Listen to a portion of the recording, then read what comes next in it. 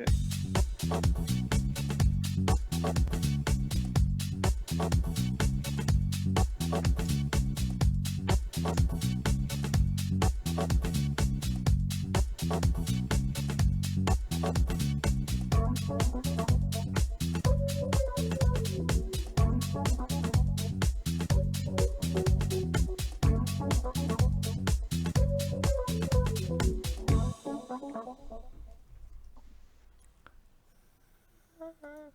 Hey, everybody, and welcome back to another week on Twitch of the VOD Squad, where we talk about stuff, and maybe we should go like full cam girl.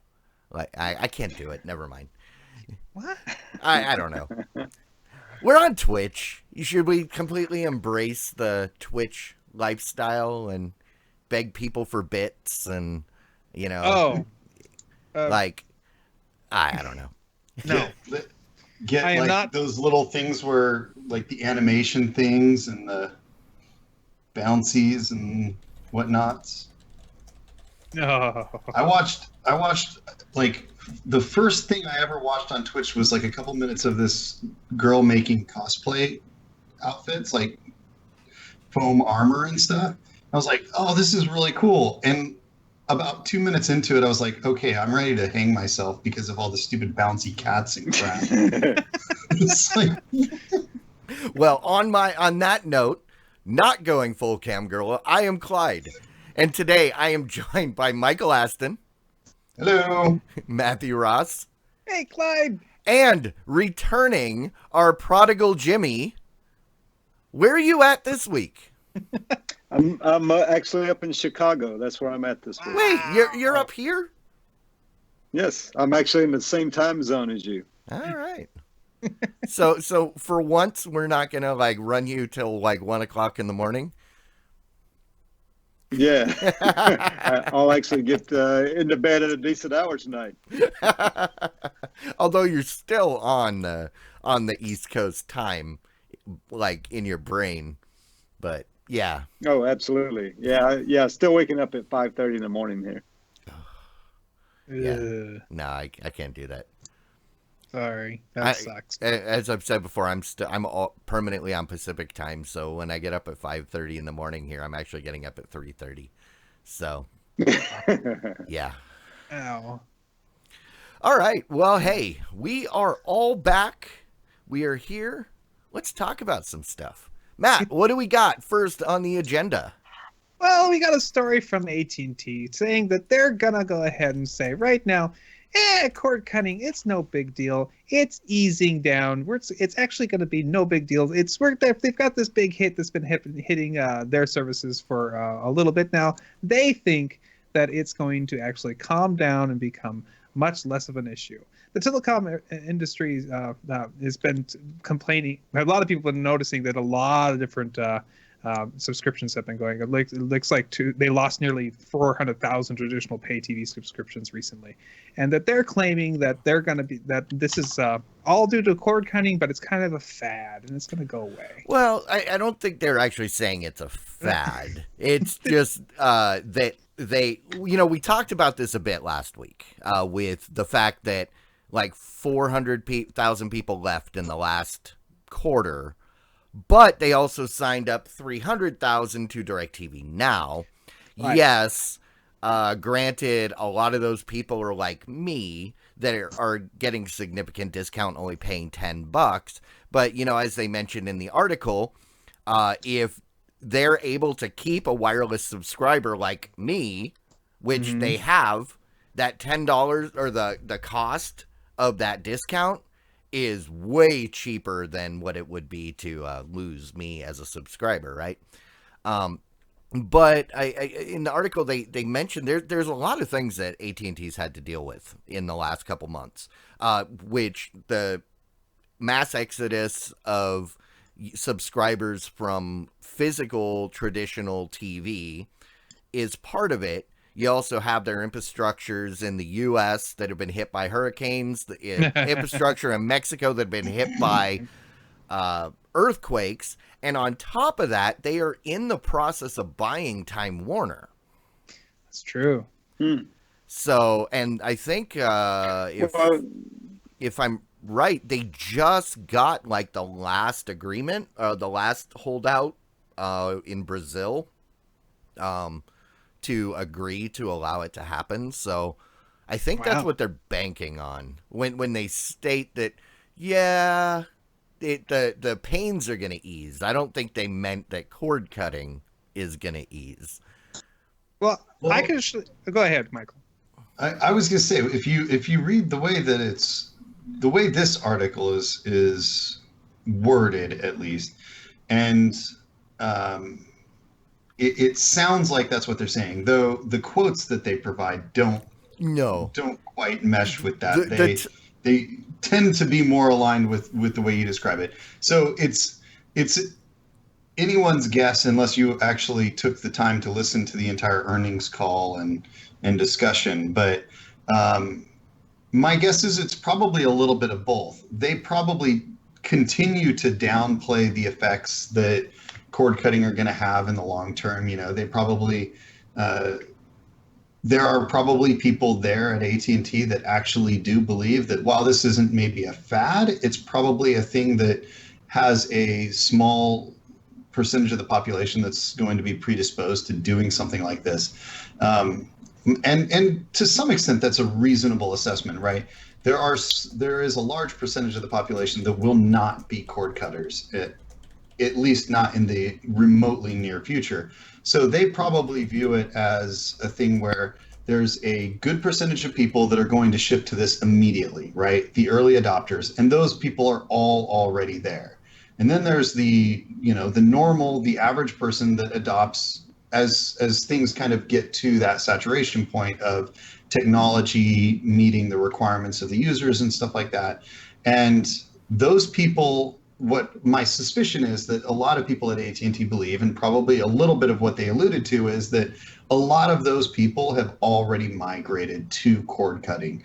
And now you're getting to a point where the speed of people leaving traditional cable and stuff is going to decrease as a percentage of their customer base, because the early adopters have already left, and a lot of the people that are going to adopt a little slower are already moved along as well. And I think that there's a reasonable argument to be made for that, though I don't think we're even close to that point, that kind of like saturation point of all of the people that would jump ship from traditional cable have.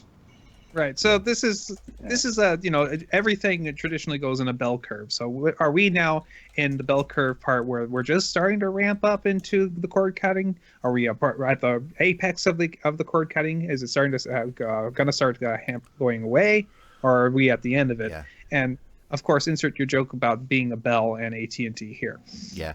And I'll point out that yes, the title is very clickbaity. They want you to click on it. I mean, it got me to click on it, and it's on the show. But I mean, it clearly says that the carrier expected the video losses to ease in the fourth quarter. Right. So I mean, they know that the video base is declining.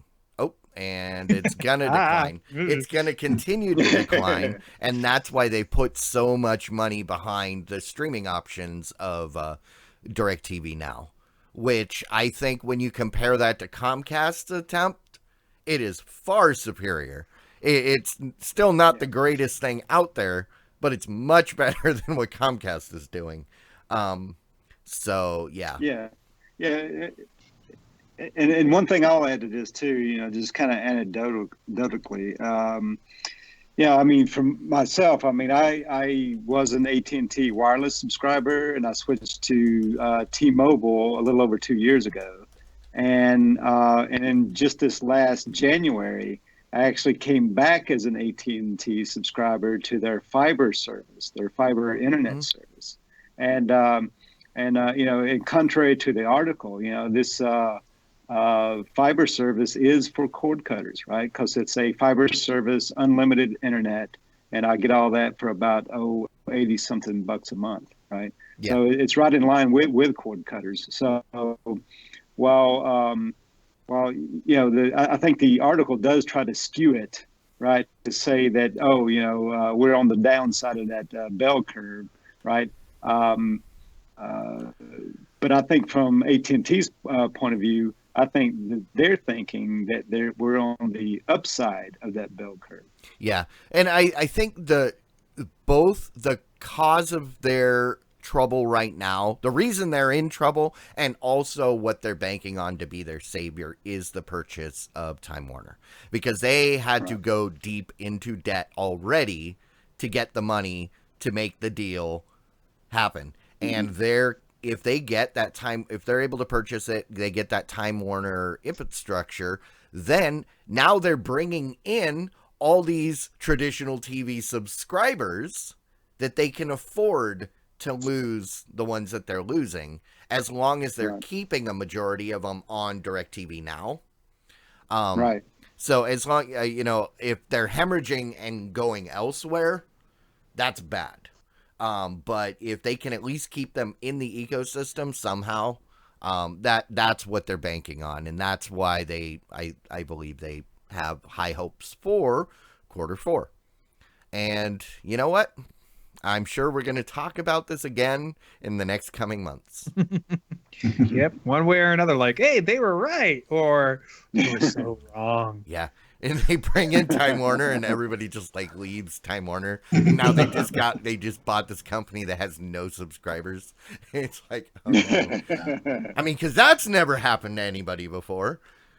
Well, I will chime in one thing about the merger hopes is that, like, this is, for me, one of the most terrifying considerations in my area, because I have two options: Time Warner and AT&T. Oh, Nope, you have one option. you have one option. Yeah, and neither of them are good, but AT&T proved to me repeatedly that they are the business that I have always thought them to be, and they have repeatedly done it. I basically refuse to do business with AT&T, but it seems that soon I won't have a choice to refuse. Unless I want to go to dial-up with AOL. Terrestrial Wi-Fi. Yeah, I mean, you can go back to Teletype or not Teletype. Sorry, Telegraph. Yeah, Telegraph. I was gonna say Telegraph or Smoke Signals. Just got to learn Morse code and Learn HTML in Morse code. Well, they are the American Telephone and Telegraph Company. They right? are. Oh yeah, so you could get probably telegraph through them. Probably. All right. Well, should we move on to the next? Yeah, this is an interesting story. So apparently, somebody ordered some stuff on Amazon. Hold on, Jimmy. Oh, okay. Jimmy, did you guys recently order some storage tubs from Amazon? Yes, we did. As a matter of fact, Were they? But I haven't checked them out yet. Were they these storage tubs that contained 65 pounds of marijuana? Well, how did they get those photos? I figured you're on the road and your wife didn't know any better, so she called customer service and said, "Hey, I think there was a mistake." So either we don't know how these got here, or I don't know what this is about. Apparently, Amazon has decided that this is something that they should work on, and they gave the poor people. Maybe it's Jimmy. Jimmy, did you receive a $150 gift card from Amazon? No. Sadly, it was. I would like to be able to say that was mine, but in fact, I'm only joking. Well, here's the thing. So reading this article, these people ordered storage tubs, and they were delivered storage tubs full of weed. So they called customer service, and customer service was not helpful. And they had to call so many times that they were getting angry with customer service. That's why customer service gave them $150 card. And it even says in the article they never made it to a manager or a supervisor. But now that it's newsworthy, customer service is now working with the police to figure out. Hey man, what's the problem? You got your storage bins. Man. How did those had to be? So that's like 30 something pounds each bin. So, and must have nobody cost a noticed ton that to these ship. brand new bins are really heavy. Oh, Amazon's like, huh, that's really weird. UPS wants to charge us $200 per bin to ship it. Oh well. it's only 2 days. It's free 2 day shipping. It doesn't matter. It's all free. It's Yeah. all good. Right, but Amazon still pays. I and know. I'm sure they paid a premium for those storage bins. Yeah. Man, I mean, this does sound like a scene right out of Cheech and Chong movie, doesn't it? It Yeah. does. Yeah, I think it's interesting. This is probably something that's just going to continue to happen more and more as Cross your fingers. well, it's legal in Washington, so it probably was just Denver. one of these things where the employee came to work that morning, accidentally misplaced his stash for the day, and he was really sad when he went to go to break and smoke a joint with his bud, and Hey, his man. 65 pounds of marijuana had been shipped off. What you do with my bins, man? Yeah. Well, I mean, to be fair, now last year Florida did pass a law for the legal use of medical marijuana. Yeah, but I don't think you can get it in quantities of 60 pounds. 65 pounds. I Yeah, you don't buy it think by the that's- pound. I think that's still considered with intent to distribute. Yeah. Well, the other thing here is, the fact that Amazon didn't do anything kind of makes sense. Like, what could Amazon do? They couldn't say ship it back to us. That Yeah. would be illegal to ship the marijuana. So they really were in kind of a tight spot. They really needed to have that handed over to the authorities and just say, hey, call the police and have them come pick it up. We'll tell you them that you told us that's how you got got it, because I mean, they have no presumably they have no idea that it was there, and so they wouldn't be able to do anything about it, and they can't have it picked up, they can't have it shipped. There's nothing they can do about it at that point. All I know is somebody is probably missing and in a swamp right now. One of those gator swamps around Florida, because they lost the precious merchandise that was there in the warehouse. So, Well, also remember that there's a lot of weird rules for the states that offer free legal marijuana. Just because it's legal in the state, it's still oftentimes considered federally illegal. oh yeah, So yeah, they yeah. can't- No, they it is can't not make federally legal anywhere. And so there's a lot of weird, have to do things with cash, have to do things without bank accounts and ways that they have to do a lot of stuff. So they would never do any kind of Amazon. I mean, also Amazon would And not- shipping so. shipping something across state lines that is a controlled substance is extremely illegal. Well, And- just Right. sending it through the mail at all is right. illegal, whether Yeah, I it mean, goes there's- across state lines or not. The number of laws that were broken in the unintentional mailing of that are a lot. Yeah. I don't. You put this story in just because it was funny, didn't you? Because I can't relate anything to how you're watching it, except for the Amazon Prime. Chong. That was a Yeah, perk true. of Amazon Prime. Never mind. I take it back. The And we needed to solution for their confront our problem buddy. was- We had to confront our buddy Jimmy because he's been gone for a while, and I wondered if maybe this was why. He just couldn't get the motivation. The real reason you missed the last few weeks is you were too hungry and tired. And He was stuck unmotivated to his get off couch. the Yeah, I was too stoned to be online. That's what it was. You kept getting up to come join us, but you got stopped at the fridge and then forgot what you were doing and sat back down and relaxed a little bit more. Hey, that was you're spot on there, Mike. All right. I guess we can get back to something that's a little bit more in line with what we normally talk about. Yeah, we have a story about the CEO of Hulu, who is going ahead and stepping down in order to move on to his next big opportunity. At Sony. the CEO Mike Hopkins is stepping down in order to move into the Sony Picture Television, where he's going to be doing some more work for them. But they're going to be replacing him with Steve Mosco, who was apparently one of the guys. Where did he come from? I think he's been in with Hulu for years now. Yeah. So yeah, it says he tapped Hopkins, so I believe he was already there. Okay. So it says he had been a Hulu board member since 2011 through his role at Fox. Fox Networks. Yeah. So I wonder. Now, so. It makes me so. This is mostly politics changing the heads of state in a streaming company. I wonder what kind of change in direction we'll get from Hulu by the change of the CEO. I don't know if everything will just kind of stay the same. Maybe minor changes into what they're doing. Maybe they'll get better deals with Fox. Who knows? But maybe we'll see a big change, and we're gonna stop distributing television and other television, and stop being a rebroadcasting unit and start being more dedicated into our own shows or something like that.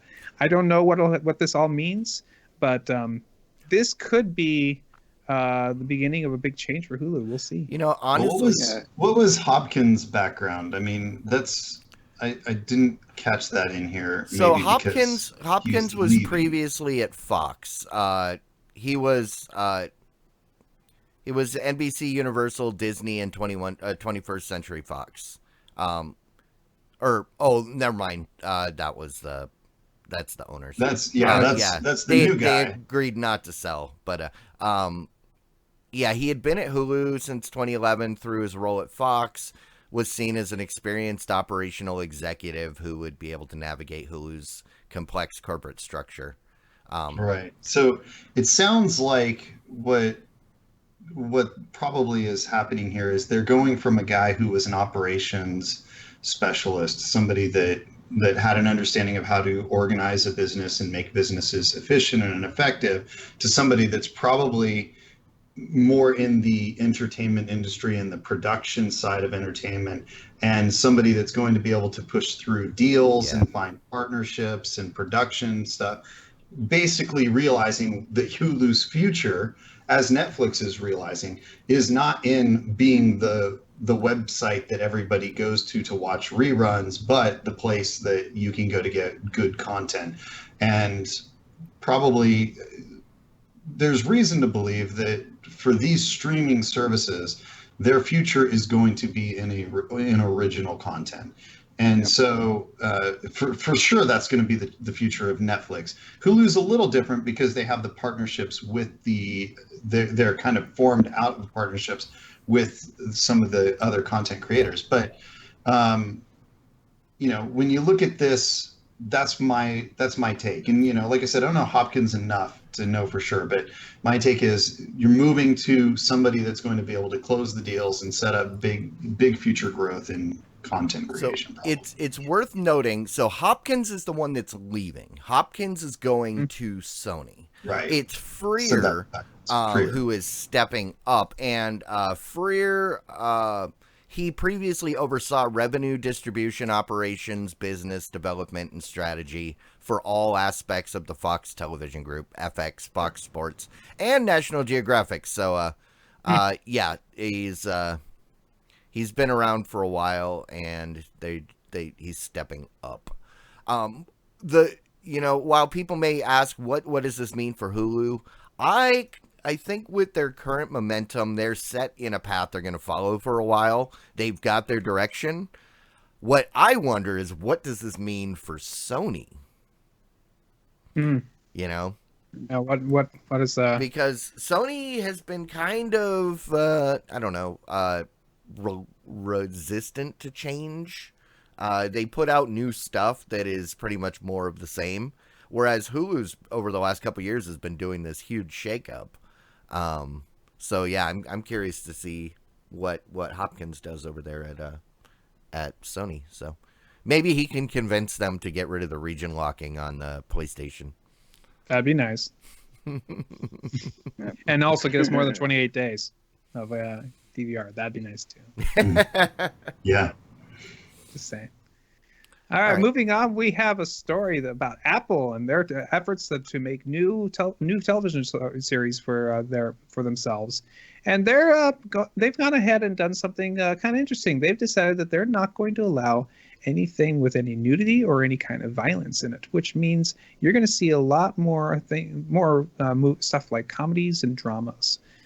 This has been a decision that they made mostly. It looks like Tim Cook has been the one who's been pushing this. They even delayed the release of Carpool Karaoke to remove some The things. violence. Yes, all and the the violence. nudity. There was like all All of kinds it. of nudity and like Well, shooting and To quote the So- article, to remove foul language and references to vaginal hygiene. So now is this going to be like G level or PG, I'd PG-13? say they're going more for the PG because Yeah, I mean, not PG-13, like PG. Think like 80s TV. That's I think what they're going for. Okay, yeah, I mean the violence thing that's where I kind of wonder because there's all superhero shows then are off the board. Maybe they looked at the Not at if the you do opportunities and they Batman's were like, 1960s Batman. That was not violence. That was so Well, cartoony. Yeah. yeah, I mean maybe I actually this is where this really came from. They sat down and they were like, hey, what should we make? We should make some superhero shows. No, those are all on Netflix. Oh, we should make some tawdry shows about all kinds of sex and stuff like that. No, those are all on Hulu. Well, what's left? Well, I don't know. Like, hey, if we tell everybody we're not doing any violence and any bad language, that'll get us lots of publicity. And since that's already all taken everywhere, that's what we got to make anyways. Yeah. Mm, I just think perhaps, but I I- mean, this. I gotta take the conspiracy theory approach, right? Like, the Apple Yeah. can't be doing something good to be doing something good. But is it really considered good? Because I find it funny that they are basically rejecting what the reality that most people embrace about streaming when they say, hey, we're not on like terrestrial TV. We can swear, we can show nudity, you can know that has been the whole thing about streaming on these internet platforms is we have complete freedom and we're going to take advantage of it. And yes, I agree that some shows go way too far, but I just find it funny that they're like, nope, we're not doing any of that. But I think I get what you're saying, but the point, making the claim that that's not necessarily good, they're taking a moral stance, or it appears that they're taking a moral stance, and they're saying, yeah, we can do that, but we don't need to, and that's covered other places. So let's go with this particular solution. I think it's commendable that they would try to have a fair amount of content that way. And the other thing to think about is the fact that what do you alienate? What happens when you go to the extreme? Like we discussed a week or two ago, the first use of the F word in Star Trek and stuff like that. And so, and we largely agreed that makes us say, are we going to let our kids watch this show? And so by them saying, hey, we know we can do whatever we want because we aren't controlled by the FCC, we're going to stand by the standards and the morals that most people want for shows that are family appropriate. And as a result, their shows are shows that people can watch with their kids still. Yeah, and I wasn't saying they were wrong. I was just I was kind of taken aback by the I don't know if it's irony that Apple, who is known as this very liberal company, is taking a very conservative stand on this issue. And so I don't mean it like politically, I just mean like traditionally, and and that's what I found shocking. And that's why I made up the whole thing at the beginning, because this does not seem like Apple to me. Now, but then again, it does fit into Apple's "you will consume what we tell you to consume" philosophy. So, Well, I mean, Apple has traditionally had a high moral standards from a corporate standpoint. They've always kind of had that. Even back when Steve Jobs was at the helm. I mean, that there was just some things he would not allow on the platform, and right. those were the kind of things that he wouldn't. And I mean, after all, he was a father and all, and he tried to instill those values into the corporation. So it's not really new for Apple to take stances like that. But I'm a little surprised that they are announcing that, making that kind of a hardline stance against that, and then, but yet want to compete against the Netflix and the Hulus out there, right? So I mean, it's a little ironic in that, I didn't really expect them to take that in their video content, but I don't know. I think it can be, you can commend them on wanting to take that stance. But then, I mean, like one of my favorite shows out there is Game of Thrones, right? Mm-hmm. And if you take out the violence and the sex, right? Well, then how good is the show, right? So it'll be interesting to see if they are able to produce any good content that would compete against something like Game of Thrones without all the sex and violence. Well, I think the first question is, will they ever create good content? Because they haven't managed to do that yet. Well, now I don't know, a lot of, they got a lot of flack about the the app show. What was it? Battle of the Apps. Planet of the Apps. Yes. Yeah. Planet. Now, keep in mind, I am a big fan of Shark Tank, of that show, and to me, Planet of the Apps was kind of like Shark Tank, but for mobile apps. Except it came out a year after the apps had already hit the market. The ones that made it through the show, they'd already been on but they dropped the ball on production. It took them over a year too long to get it out there. But you got to realize that this was their first foray into that, right, and that kind of thing. So it was hard for them to be in real time when it was their first time doing it, right? But still, I mean, overall, I mean, I get why some critics might be critical against it, because it was kind of geared toward the nerds, out there. If you're a non-nerd, you probably would find it to be somewhat boring.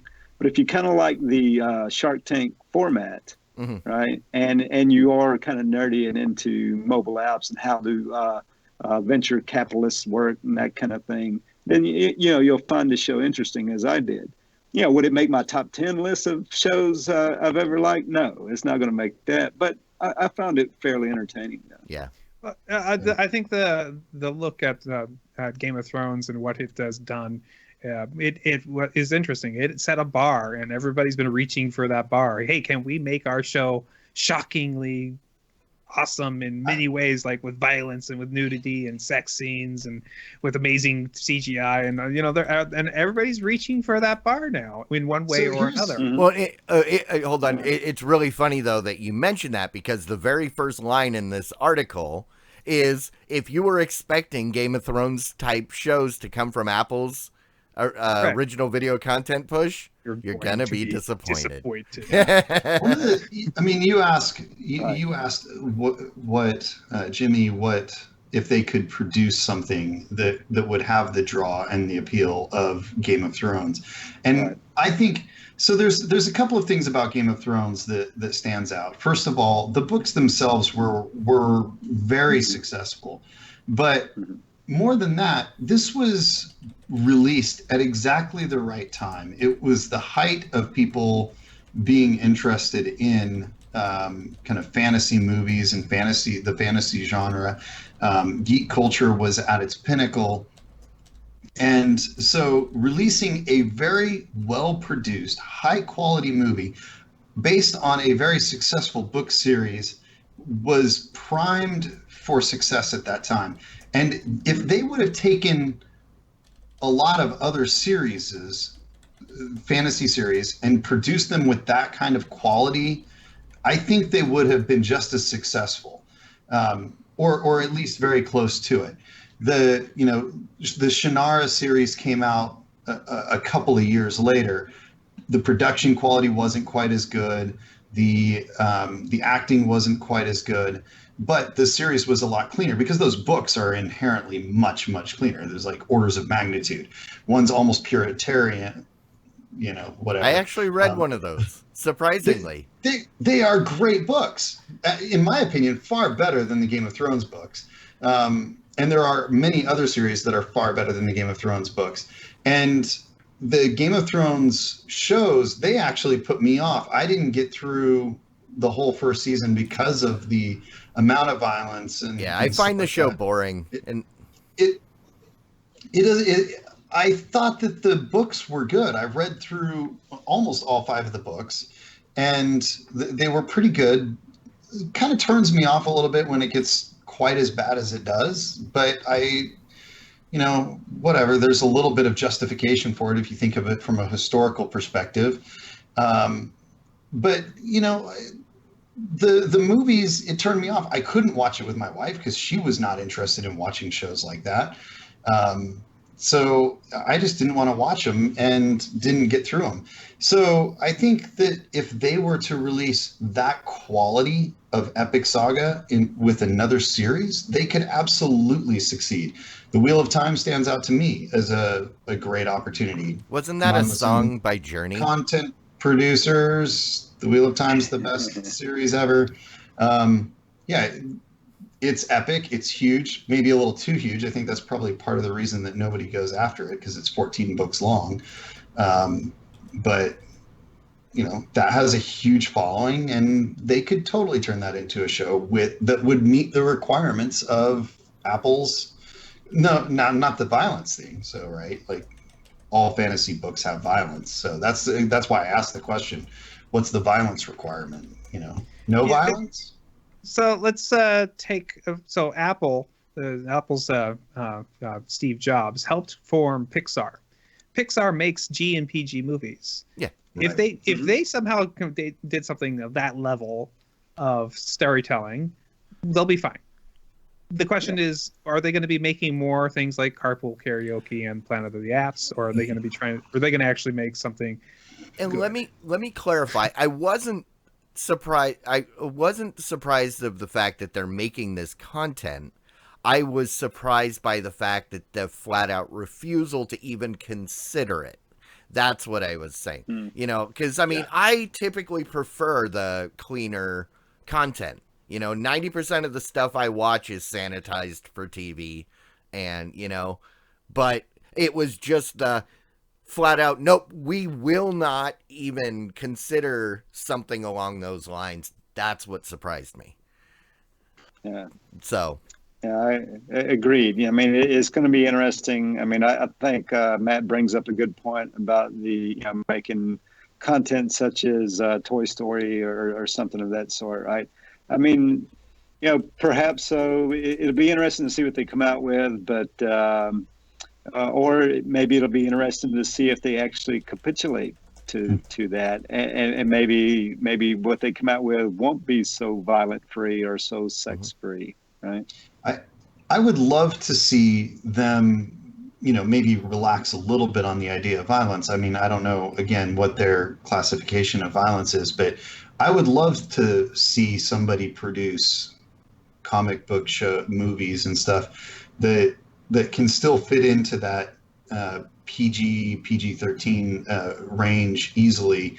So stuff that I can watch with my kids and stuff. I think that'd be great. And there's nothing really lost when you take Daredevil and you remove a little bit of the blood and take out some of the swearing. That's Daredevil would still have been just as good a show with a little bit less intensity to the violence and stuff. So, it's easy for producers to make shows that meet these requirements, in my opinion.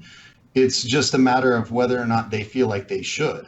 And ultimately, in the end, most of them don't want to because they enjoy making the violent movies or whatever, and so Yeah. that's what you get. And I should the cherry on top of it, I should say that I have absolutely no nothing in this fight because historically Apple puts out stuff on platforms that I will never access it. So I am not their target demographic and I will probably never see it. So I'll say this perks my ears up. If Apple produces good quality stuff that meets these requirements, I might think about finding a way to get Apple content into my home so that I can have stuff to watch with my kids. Netflix doesn't seem to do much in that realm. They've got their kids shows and they've got lots of good kids shows, but they don't have the stuff that kind of appeals to a broad audience, like, Star Wars or Avatar and stuff like that, that are cartoons that everybody can enjoy. oh, who dropped off? Somebody dropped off and broke Ah. the screen. Jimmy got lost. Oh no. And he's back. Maybe. No. So, but yeah, I broke mean, the string. those. I'm here. I'm here, guys. I'm here. You broke our stream. Oh, there you go. All right. Oh, sorry, guys. I was Yeah, like, I didn't do it. Okay, as you were I saying, would- Mike.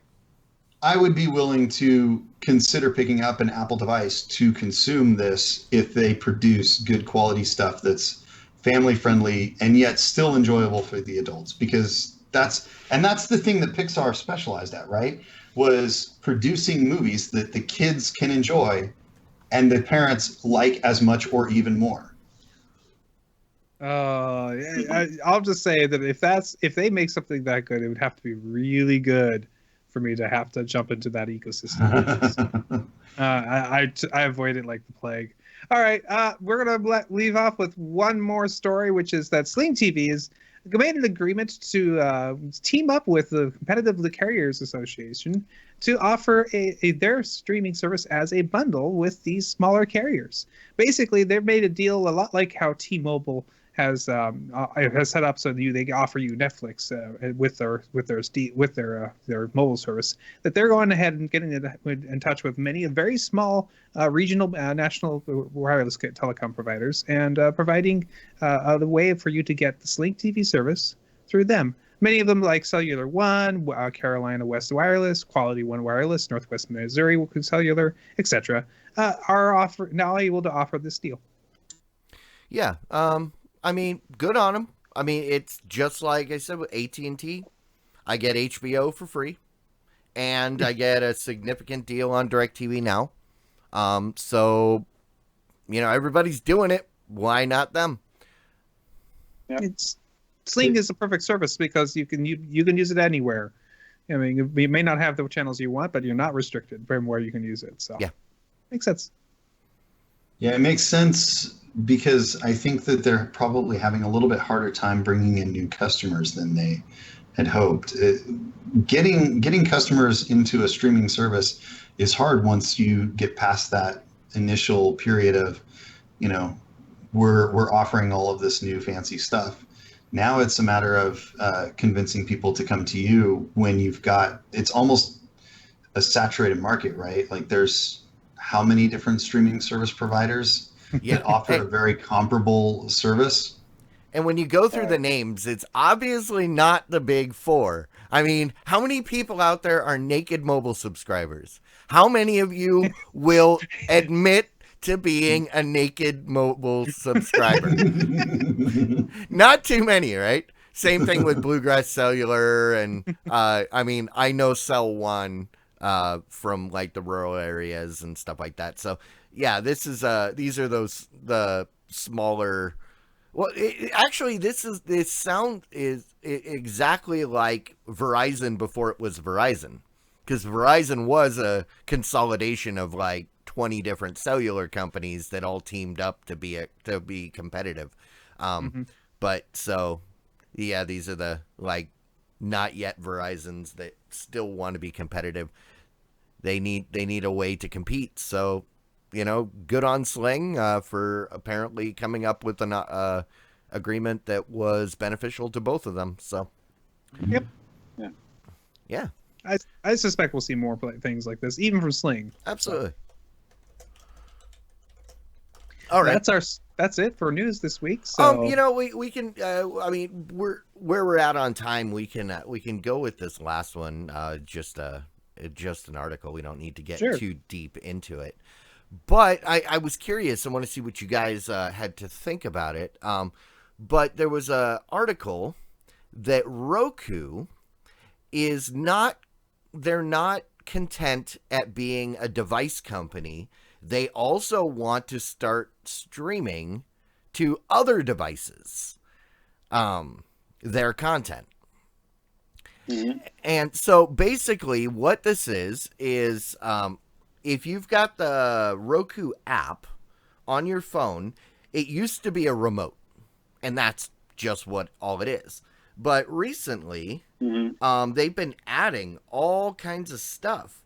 So now, like, there's like channels on the remote. And there's like, you can see like what's on shows and stuff. And they want to be able to use this app and then just basically use the app, send it to Apple TV or to Google TV or to a smart TV. What do you guys think of that? Are they grasping at straws because their stock price hasn't been doing as well as they had hoped? Or, I mean, what is the revenue stream for a company that produces a piece of hardware? They sell an item, Mhm. and that item lasts 2 or 3 or more years, and then you buy a new one. Or they sell an item, they produce something that's enough of an incremental increase that it justifies people buying the upgrade. This is a sporadic purchase. It's not a terribly expensive purchase either. So the amount of revenue that they make has to be largely by bulk sales. And you get to a point where you get saturation and stuff. So for them to try to transition to something where they can get a more recurring revenue stream like subscription services and stuff like that, it absolutely makes sense. And it's the logical evolution for a company that does what they do and the way they do it. So it makes a lot of sense. I don't think they're grasping at straws. I think they're seeing the opportunity to produce a more recurring stream of income that will ultimately increase their total revenues over time and be a lot more profitable for them. yeah. Yeah. I was just say it is worth noting that the company has yet to publicly announce any of these plans, but it did slip in a recent job posting for a senior iOS engineering role, telling possible applicants that Roku Mobile is on the cusp of a major expansion. And the job description went into like detail that this article is built off of. Right. So Roku has a channel store where they actually sell movies. I think it's Fandango now. Well, they've got the Roku channel, which Right. we talked about a couple months ago. I beta tested it over the summer. That is an ad-supported Roku-provided video channel. Right. That's on all of the Rokus.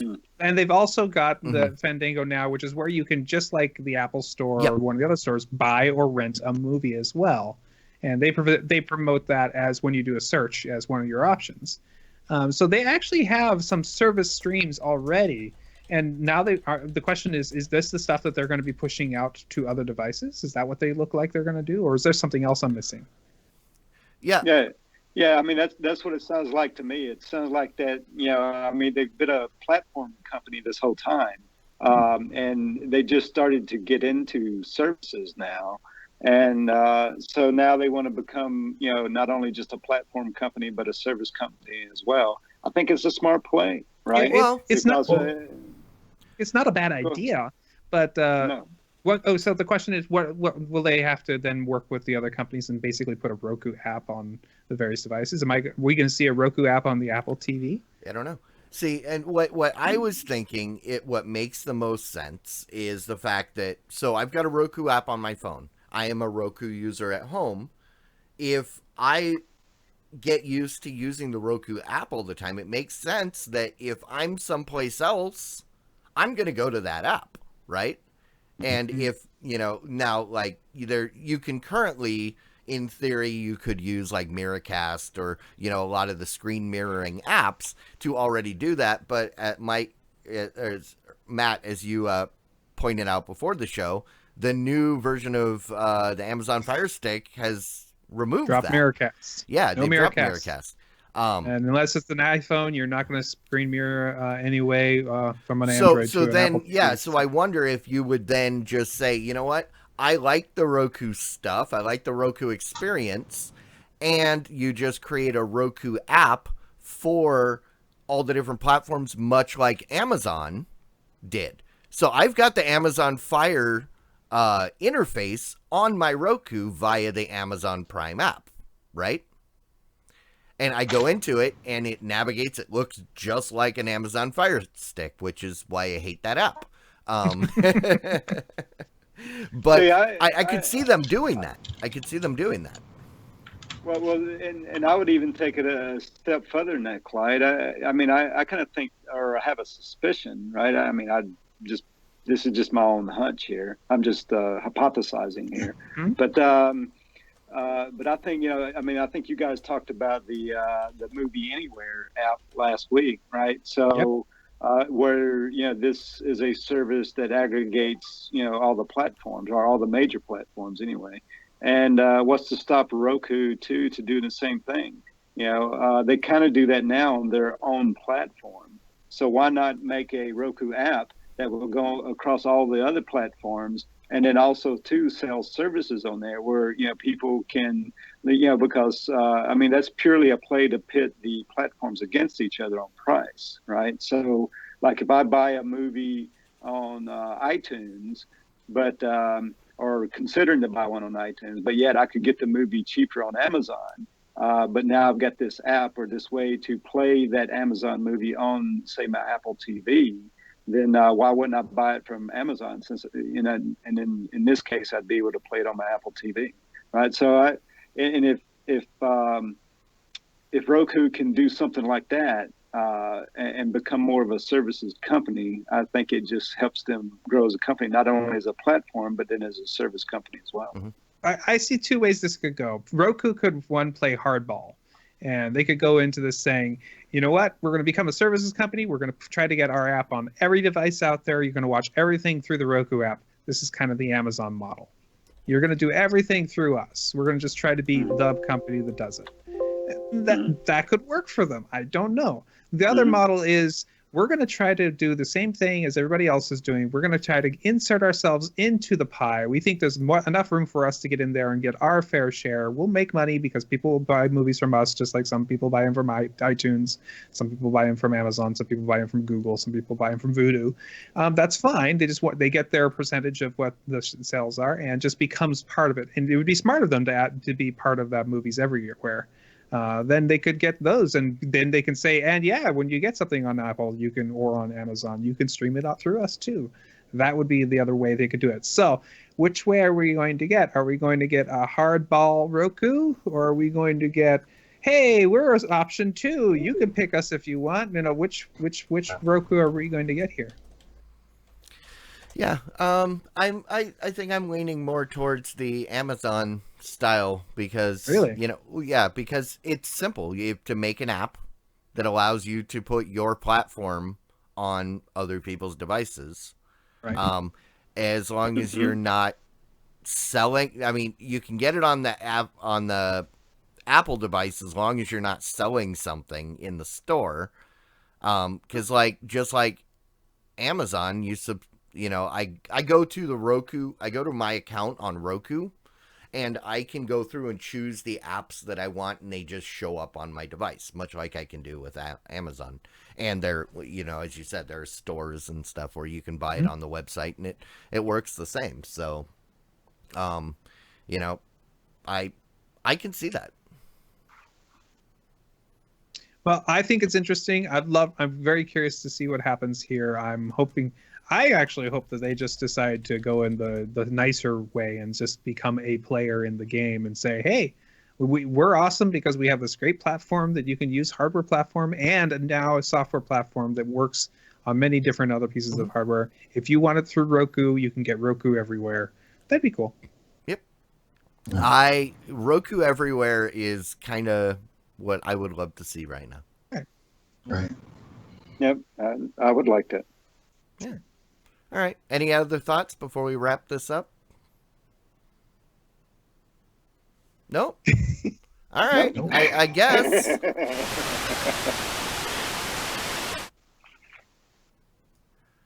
Alrighty, we got some rants, some raves. What's going on in your lives, guys? Aside from Jimmy having to give his Amazon weed back, what do you guys got? I've got a bit of a story for you guys if you want me to start. I found a new show that I've been watching. It's not. It is on traditional TV if you want to find it there, but most of it and almost all the good parts are also just free on YouTube. Just go watch them. And it's a little show called Adam Ruins Everything. Oh yeah, that show is amazing. I love it. It can be. It's got that level of, hey, this is actually it's infotainment in a presented very nice, quick way, which I like. And it's got a little bit of Mythbusters feel to it, which is nice. And of course, it's hilarious. So I'm really enjoying that. I'm thinking I might just go ahead and figure out how I can get True TV and watch more of it. If I don't know, we'll see what happens on that. But I really just kind of found that this last week or so, and it just went like, wow, this is good. I'm enjoying the heck out of this. So, but I also want to talk about something that really is weird.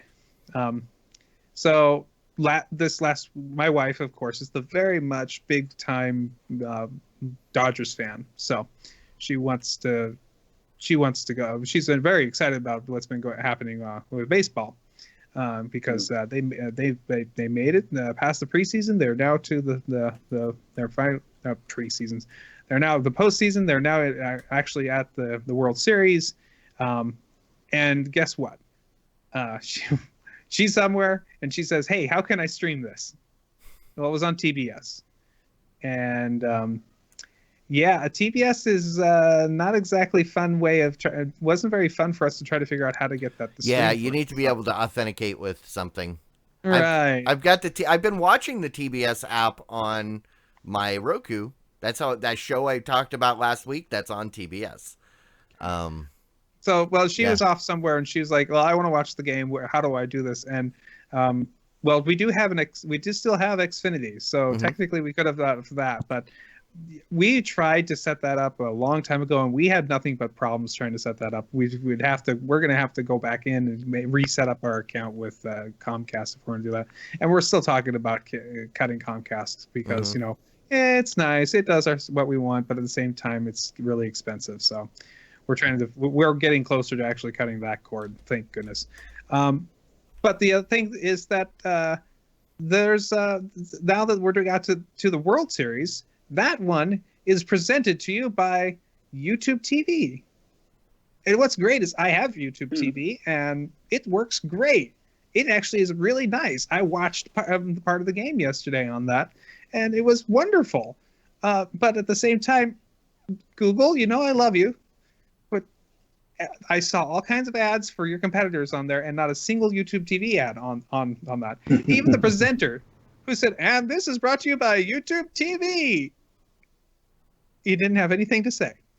Well, obviously they have nothing here, no kind of marketing for this thing. Although they must have spent a huge amount of money to be it's literally everything here brought to you by YouTube TV, but nothing as far as any kind of marketing on this. So huge drop ball. Honestly, I would like that because I remember one of the things that drove me crazy when I was a Comcast subscriber was constantly being bombarded to subscribe to Comcast. And it's like, shut up. I'm already a subscriber. Stop trying to get me to sign up, and I hated that. I absolutely hate that. It's like going to the AT&T website, managing your account, and getting a pop-up ad that trying to get you to sign up for AT&T, switch to AT&T. You're marketing to the wrong people. Right. Yeah. So Yeah. Okay, well, I felt like that they've not done a good job with that, and I felt like it was a missed opportunity because nobody knows what YouTube TV is. Not really. Nobody, because they need to be on more devices. Really, there's lots of things that they still need to do, and if they want this thing to be successful. So, Google, you got a lot of work to do. What's going on here? It's an awesome service that nobody was using because they can't use it on any of their devices and they don't know about it. Well, come on, that's my rant. mhm. Yeah. Rock on. Jimmy?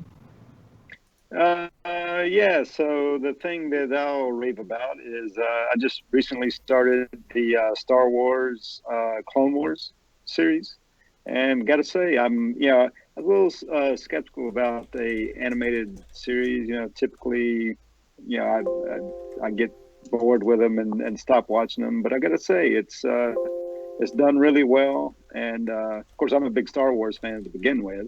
Um, and I really enjoying it so far. Yeah, and in talking about this kind of relates back to what we talked about earlier. Like content that Apple could create, without that much violence, or maybe some acceptable violence, maybe if it's animated. Maybe something like that would be the kind of content that you could do that would be successful. And of course, we talked about Toy Story and all that as well. But again, talking about the Star Wars animated Clone Wars series, yeah, I've just started that and enjoying it so far. I'm about 3 episodes into it. Now, forgive me, I'm trying to remember.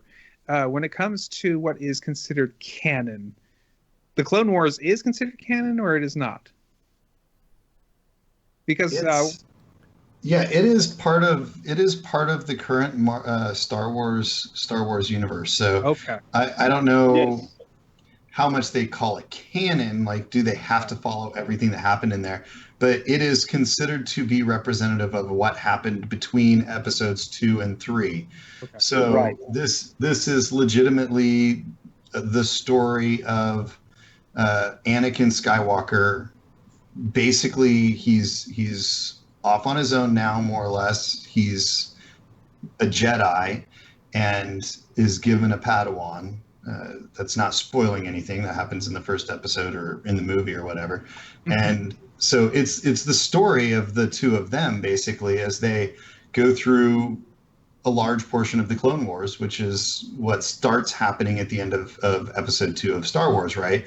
It's called Clone Wars, but really that's the very last 20-30 minutes of the movie. And those Clone Wars continue into episode 3.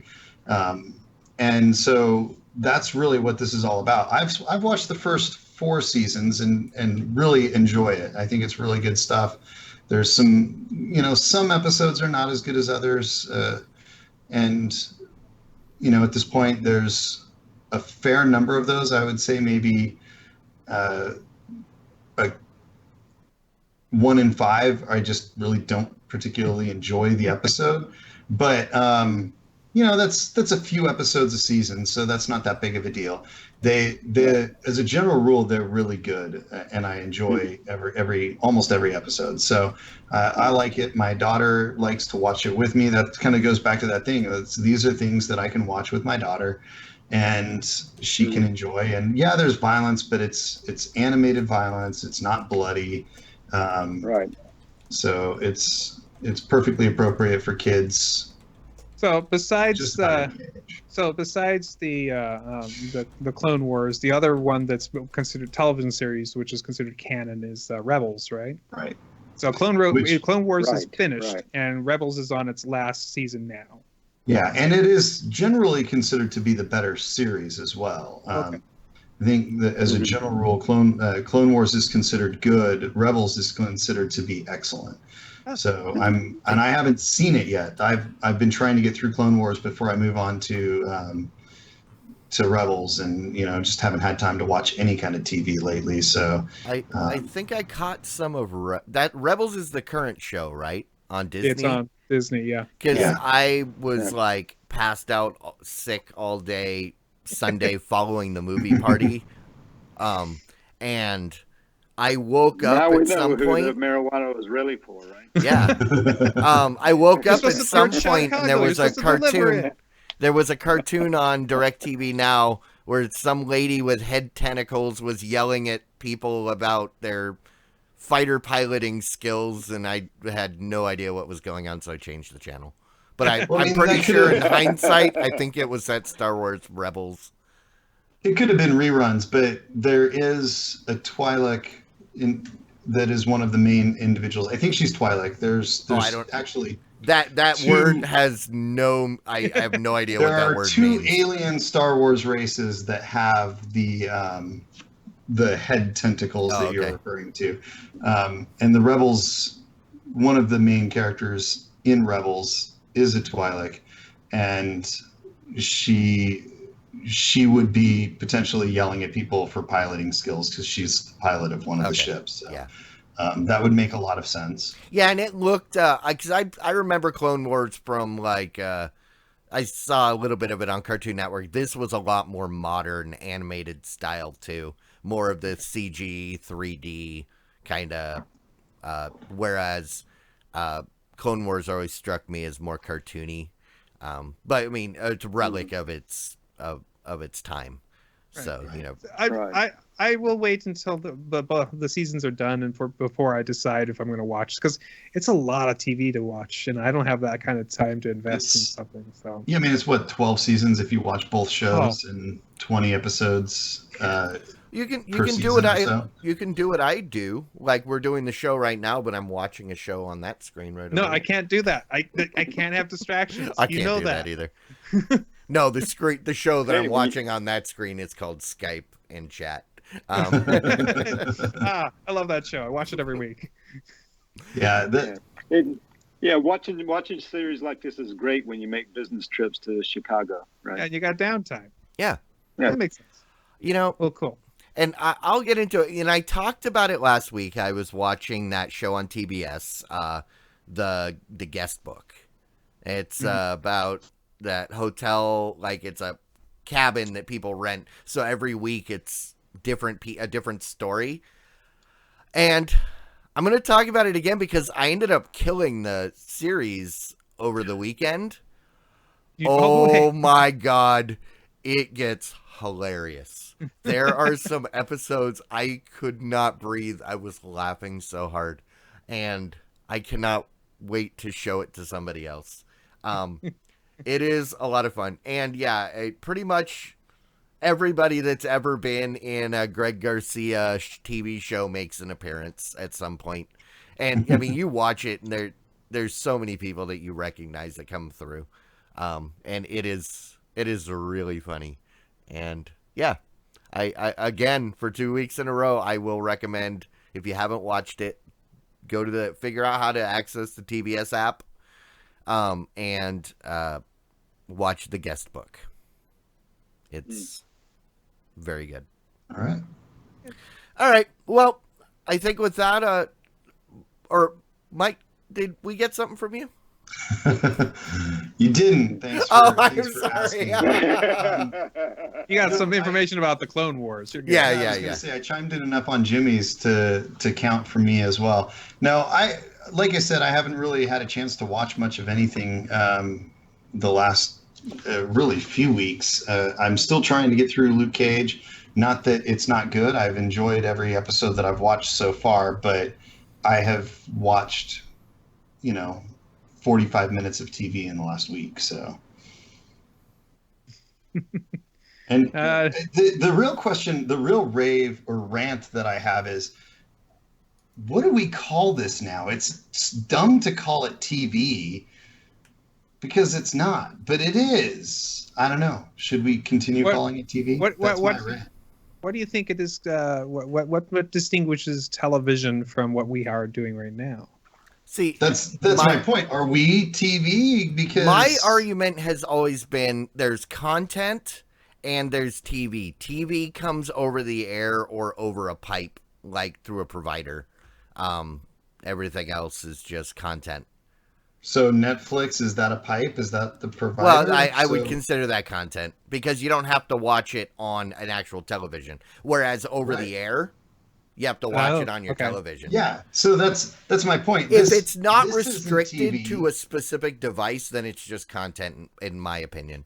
So I should say I haven't watched any content that just doesn't quite have the right ring to it to me. I don't know. That's You can call it TV shows. You can call it whatever you like. Or just shows.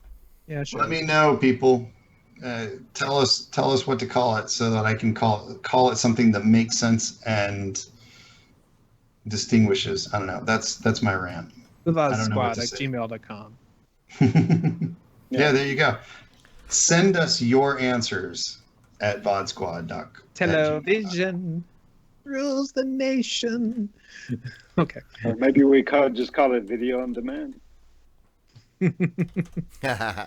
All right. Well, in that case, on that note, we should probably wrap this up. If you have any feedback on Mike's his what would you Question. call that? Well, Not a it's a query. question, but it's more of a what do you call that when somebody has like a crisis of like philosophical crisis? I'm having an existential crisis. Yeah, it's an I just existential don't even crisis. know that- So if Existential you crisis, have right. any input on his existential crisis, you can send us that feedback on Twitter at the VOD Squad, or you can send us an email at Gmail. We're thevodsquad@gmail.com. We will be back here next week. Same VOD Squad day, same VOD Squad channel, I guess. I don't know. It doesn't have the right ring to it. Wednesday nights at 9 p.m. Central. And then all of our past episodes, well, most of our past episodes, a good portion of them, 98%, I think, Most of them. are over there on YouTube because here it only lets you archive up to so many. So if you want previous episodes that aren't available here on the Twitch, go over to YouTube, do a search for the VOD Squad. And if you happen to be over there, if you go ahead and throw us a follow while you're there, or a like. Likes are always good as well, so even if you've already followed us. But I guess until next time, guys, thank you so much. And all of you out there in the chat realm, thank you. We will see you again next week. There you go. You got it. Diamond Club hopes you have enjoyed this program.